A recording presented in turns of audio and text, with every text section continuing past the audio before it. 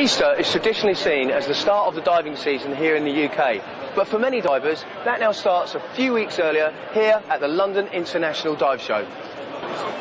With over 200 exhibitors displaying everything from dive equipment to holidays, even the most discerning diver is spoilt for choice.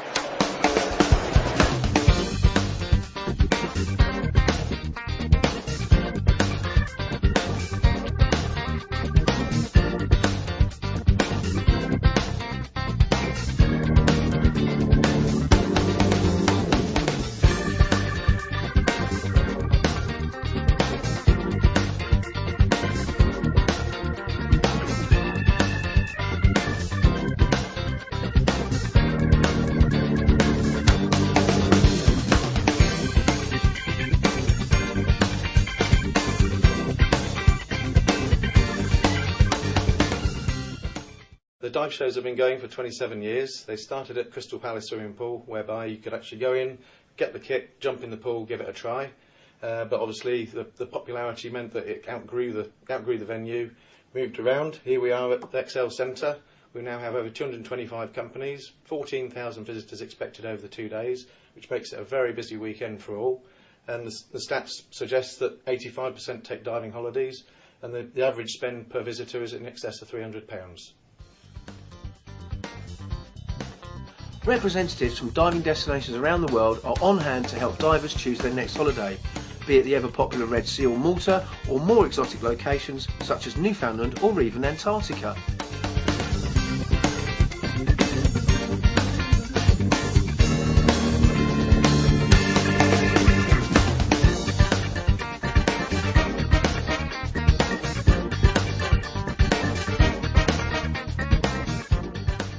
From torches to computers to cameras, on display is every gadget a diver could possibly need, including this rather sexy mini ROV, which can operate at over 150 metres.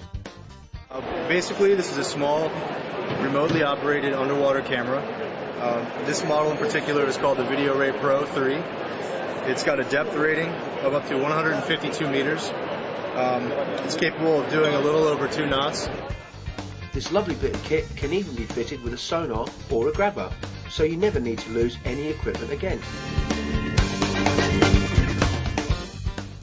Showgoers can also hear from a range of speakers on topics from sub-hunting to cave diving. British freediver and world record holder Sarah Campbell told her remarkable story so far and her plans for more record breaking later this year. Yeah, the big thing for me this year is I've just announced that I'm going to attempt to be the first woman in the world to dive through the arch in the Blue Hole in Dahab, constant weight, so using only my monofin. Probably a handful of men have done it. 2 men have done it, no fins, just breaststroke, which is pretty spectacular. And 2 women have done it variable, so that's going down to 55 with the sled.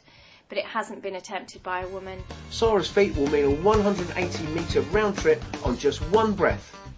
Amazing everyone with the incredible story of the upright wreck, Mark Elliott told how he and his team searched for and located this Royal Navy flagship. Found in 156 metres of water, this wreck had been missing for over 110 years. I'm talking about HMS Victoria. We found this wreck in 2004. It's a very unusual story. A big Victorian battlecruiser ended up standing on its nose in Lebanon. It's been there 120 years without being found. I found it 4 years ago. Last year found a connection with Nelson, that a lot of his personal possessions are on the ship, and have been down there to find these, really. Suffering dynamite explosions and lots of equipment failures, but we're having a good time. Despite the risk of dynamite fishing, Mark intends to go back soon and find more of Victoria's secrets. TV personality Monty not only gave a popular talk, but also accepted a cheque on behalf of Coral Key Conservation. Just been part of a cheque presentation between the Jack Petchey Foundation and Coral Key Conservation. It's a substantial sum, it's 41,000 quid, and the idea that it goes towards continuing education about issues with coral reefs and things, and carry on the good work that Coral Key do. I've got a bit of a history of Coral Key, it's where it all started out for me, so it was a real pleasure to get stuck in and do the little presentation. Whilst thousands of divers went home with lots of new shiny kit, many others were able to see and touch the latest on offer from manufacturers around the world. Top on many divers' wish lists were rebreathers and holidays to some of the more exotic dive locations. With a bit of luck on the lottery, maybe some of these dreams can come true here at the next dive show.